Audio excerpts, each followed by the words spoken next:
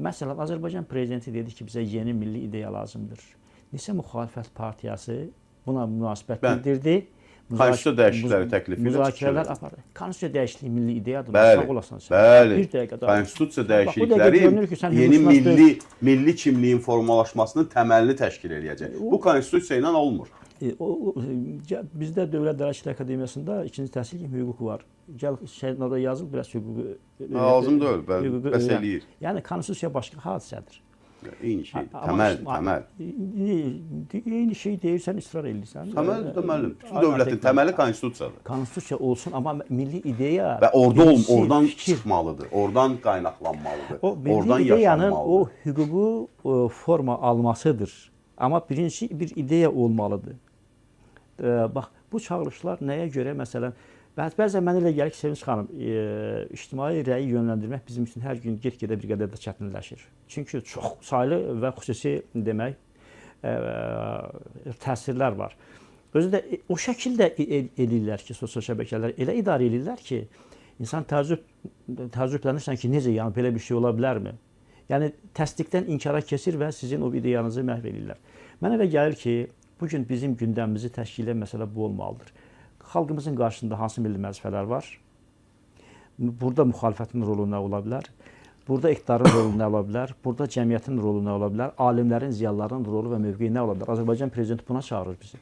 Baxın, indi bəzən mən niyə bayaq dedim ki, tarixdə, elmdə milli yaddaş məsələsi. Bugün bir qədər də keçsə, artıq bizim milli yaddaşımızdan milli bütövlüklə bağlı təsəvvürlərimiz silinəcəkdir. Amma bizim milli yaddaşımız, milli kimliyimiz bizə deyir ki, sənin milli, etnik, mədəni, siyasi arealın Dərbənddən Xorasana qədərdir. Borçalıdan şeyə qədərdir. Yəni, bunun ideoloji və əsasları yaradılmalıdır. Bu cür düşüncələr də sonra siyasi konsepsiya çevrilir. Məsələn, gəl müxalifət yığışsın ki, cənab prezident demədinizmi ki, milli ideya, bax bizim təklifimiz bunlardan ibarət. Konsepsiya budur.